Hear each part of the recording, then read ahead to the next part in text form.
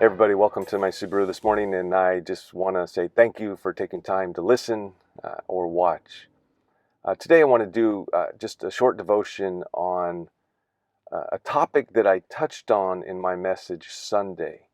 Um, but during my study, I really went on a rabbit trail, and I really didn't want to take away from what I had to say on Sunday. But that rabbit trail had to do with the effects or the impact of someone getting leprosy. Um, Man, in ancient times, especially, if you came down with leprosy, you were an outcast immediately. You were a social outcast. You no longer had any means to provide for yourself, to have a job. Uh, Even your loved ones would have to separate themselves from you.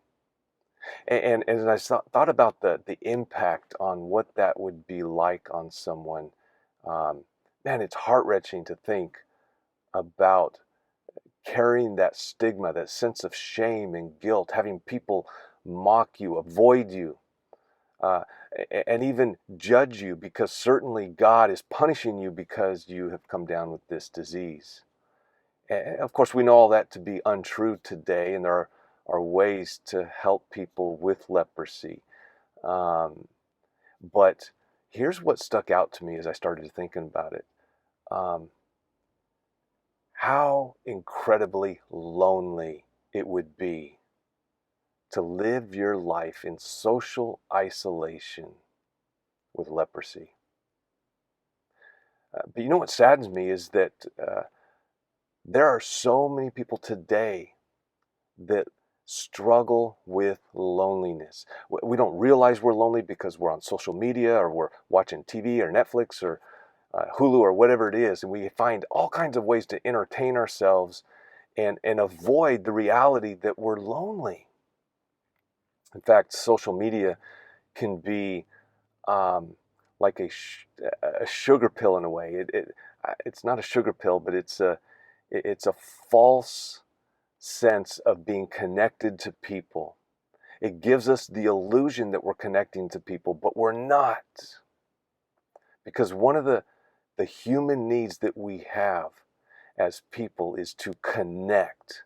And that usually involves and requires physical touch as well. And so here we are coming out of COVID-19 and forced into sheltering in place.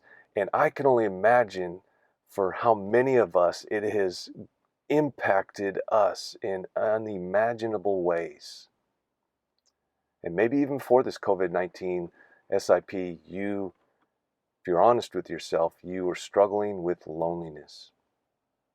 You know, someone can be lonely in a crowd. Someone can be lonely in a house full of people.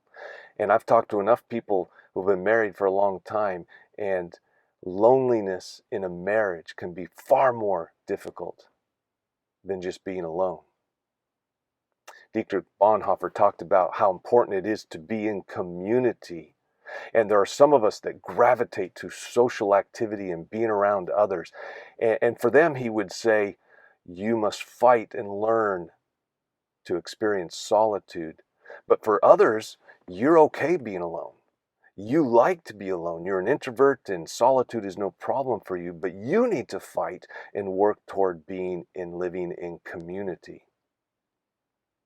George Barna years ago said this: Americans are among the loneliest people in the world.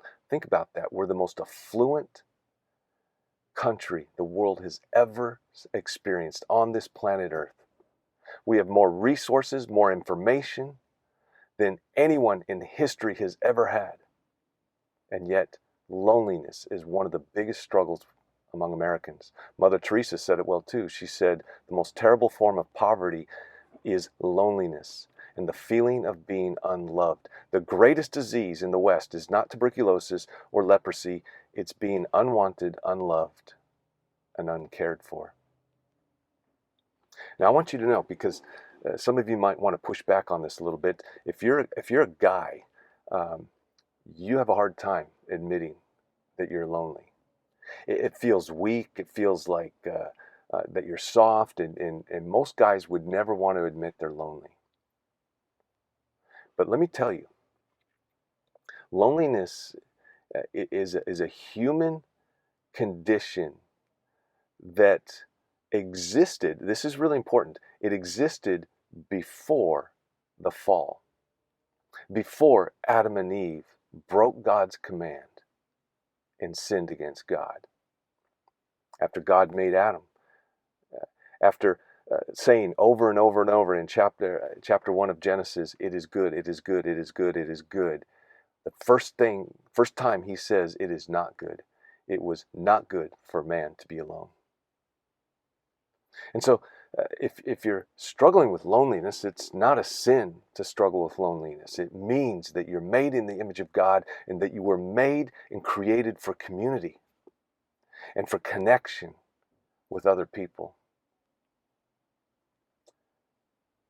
There was a study done, 75-year study done by Harvard that studied people from all walks of life, different races, different economic, socioeconomic levels in society, across the board. It was a very diverse study. And the result of that study is that quality of life has nothing to do with how much money you have or don't have, where you live or where you don't live. Quality of life came down to one common factor in this 75-year study, studying thousands of people. It was meaningful human connections. Meaningful human connections. In fact, studies have shown that loneliness can lead to all kinds of problems, not just psychologically and emotionally, feeling alone, but it can also have a physical impact on us. It can be associated with a greater risk of cardiovascular disease, dementia, depression, and anxiety. In fact, this loneliness pandemic got so bad a few years ago that the Prime Minister of England, Theresa May, appointed what they call a loneliness minister. She described that more than 9 million people in England often or always feel lonely. And that was a study done just 3 years ago. For too many people, for far too many people, she says, loneliness is the sad reality of modern life. And I bet many of you, like me, have struggled with loneliness.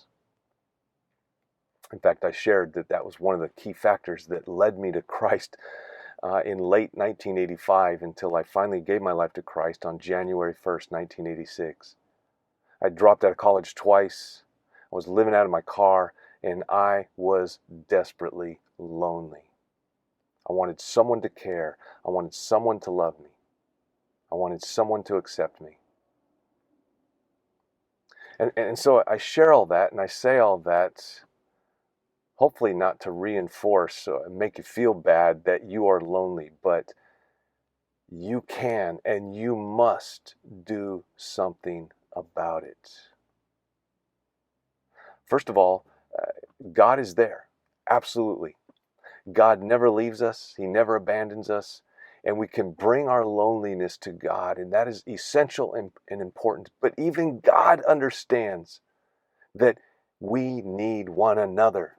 That's why over 32 times scriptures in the New Testament describe the church as one another, that we are to love one another, bear one another's burdens, care for one another, be kind to one another, be tender-hearted to one another. It goes on and on and on the list. We are called to live in community. And it has been so hard being forced to do church in isolation. And even as we've been able to gather the last couple of weeks, we can't hug each other, we can't embrace, we can't get close to each other, we can't have meals together in some cases.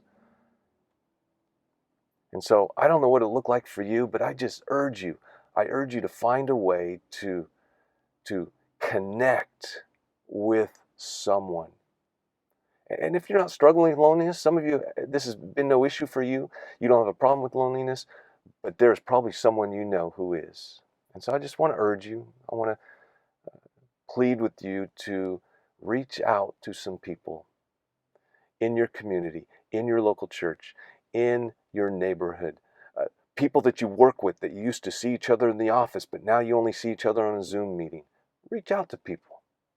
Start a conversation. If you're able to, go have a meal with them. Spend time with them. Give them a call.